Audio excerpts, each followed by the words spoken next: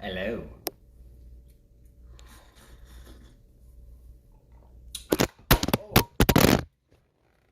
Yeah.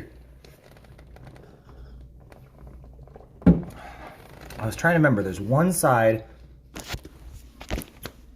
I'm supposed to put in first when I clip my camera into my holder. And if I do it that way, then it doesn't fly out. I think I got it backwards though. What do you think? Oh, that looks way better.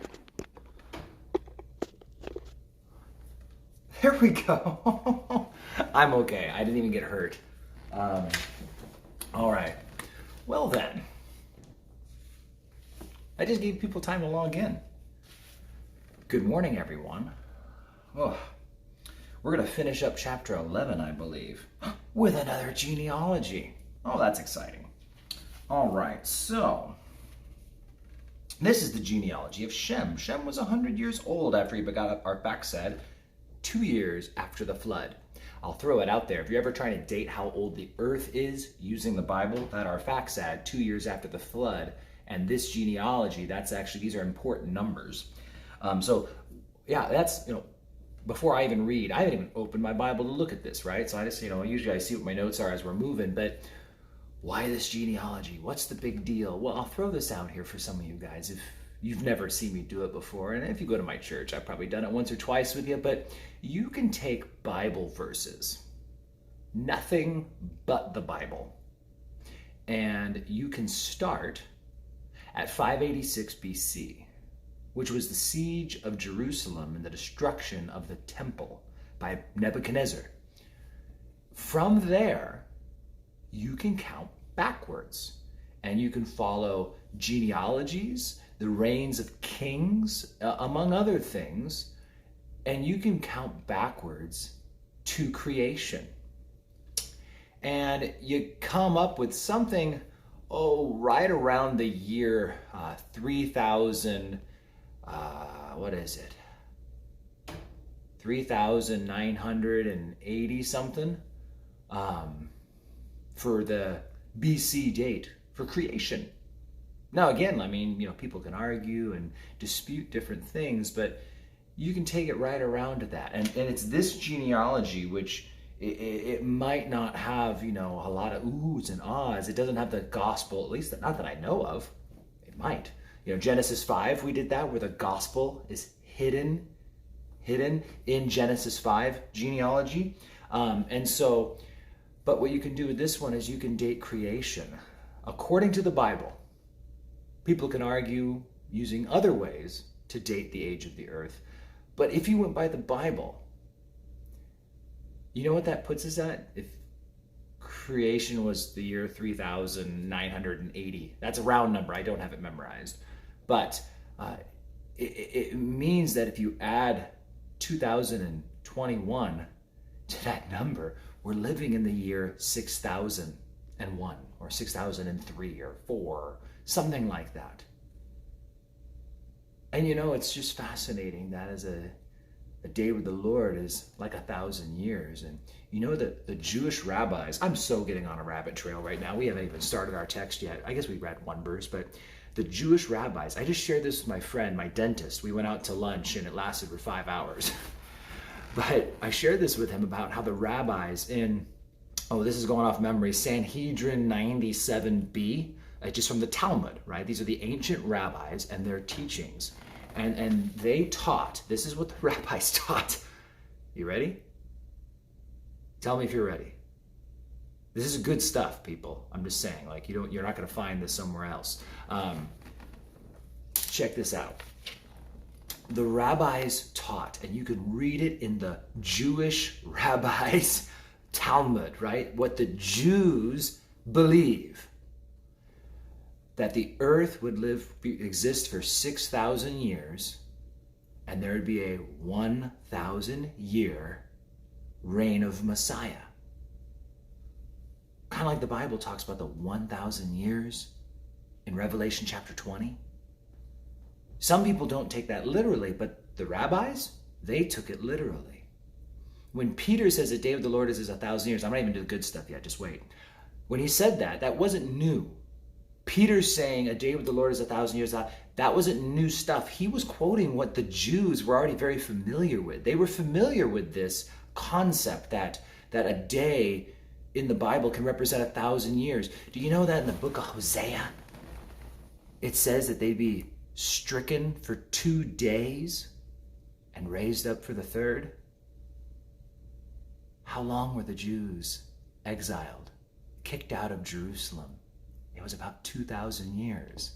And if Jesus returns soon to set up a millennial kingdom, they're going to reign for 1, stricken for 2 days, and they're going to be restored and healed to reign with him for 1. So the rabbis, even referencing that verse from Hosea and other verses, so they taught that there'd be 2 years before the law, or 2,000 years.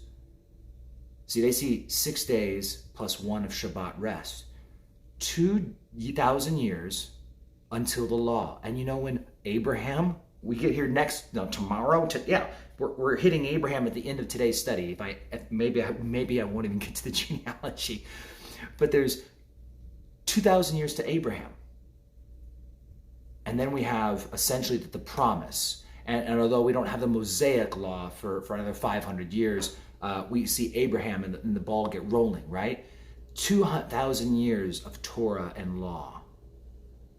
And then they say, and then Messiah was supposed to come. And this is what they taught. And this was written in the Talmud in the 1st or 2nd century AD. So this is after Christ, after the destruction. And they said, Messiah was supposed to come at the 4,000 year mark. But because of our disobedience, he's delayed his coming. It's like, no, you missed his coming. And so they believed that at the 4,000 year mark, Messiah was supposed to come. Well, again, if we use a genealogy like this in Genesis chapter 11 and use the Bible to tell us the age of the earth, well, that would say that then Jesus came at the 4,000 year mark. And some of these are round numbers because there are some dates you have to know, well, it could be this or that. So that gives us a range. So you can date the earth plus or minus, a little window. But it's not that big of a window. It's big enough, within a few decades. And so that means we have to be kind of on our toes and wonder, is this the year? Is next year the year? Is today the day? 6,000 years of hard work this earth has been under, and it's promised 1,000 of rest. And so,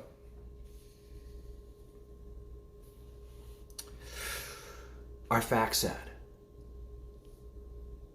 verse 12, I'm going to move through this, watch.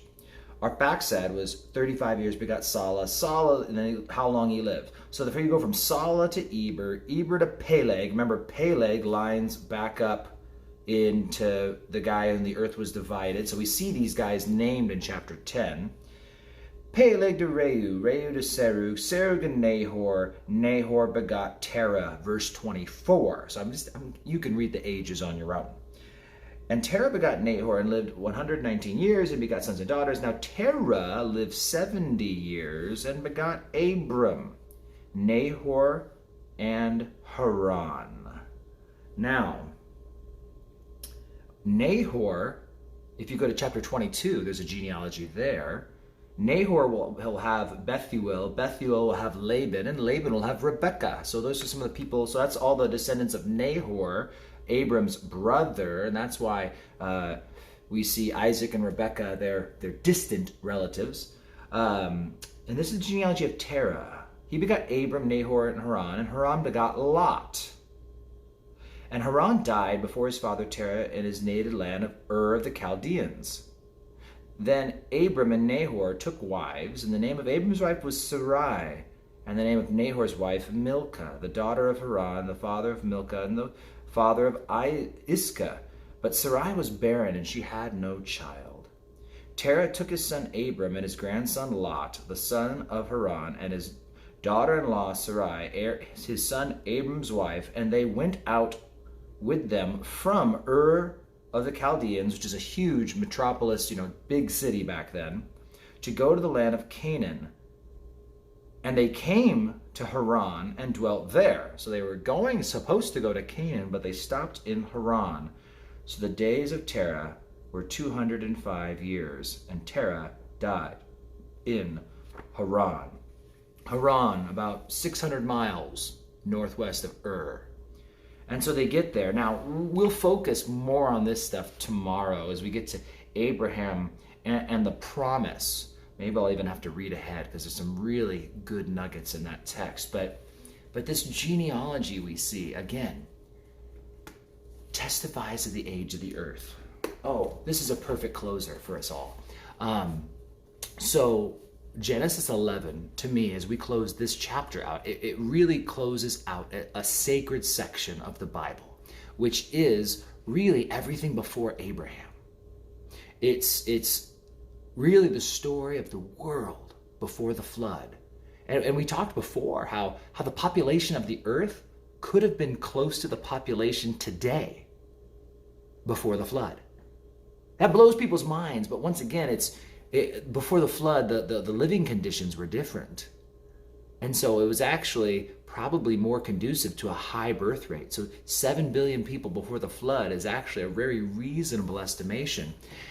But and then it tells us, it wraps up the flood story. You know, how did the earth begin to repopulate after the flood? And that's chapters 10 and 11.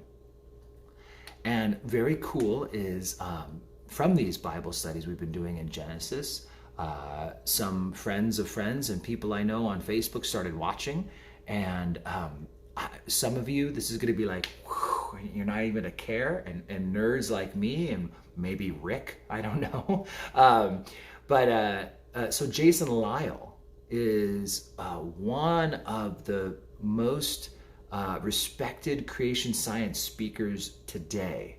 When I think of people like Ken Ham, and there's Eric Hovind and others, but Jason Lyle, he'll be making a trip out to Washington, and it sounds like he may be making a visit over to our church, the Revival Church, to do some speaking, which is a rare treat, and it's also usually an expensive treat, but he'll be making the trip kind of as a favor. And the other thing is very cool is we're going to try and line it up so that actually one of these mornings, maybe as a closer to the whole book of Genesis. So it'll be a little while. But Jason actually might join us for our morning study, and we'll do a two-way video thing. And we'll be able to talk, and if people have questions, they can ask. So very cool. I've got some of his books. So it's a cool treat. God is good, and he's good all the time.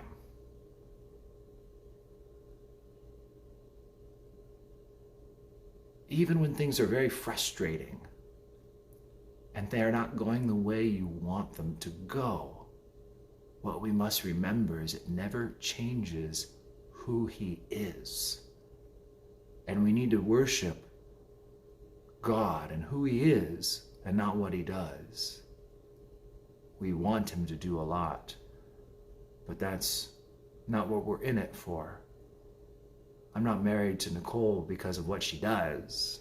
It's because of who she is. And what she does changes. And she knows what I do changes. But who he is, our God is so good. And he is loving. And he is wise. And he knows what's going on in your life. And he knows what's going on in the world around you.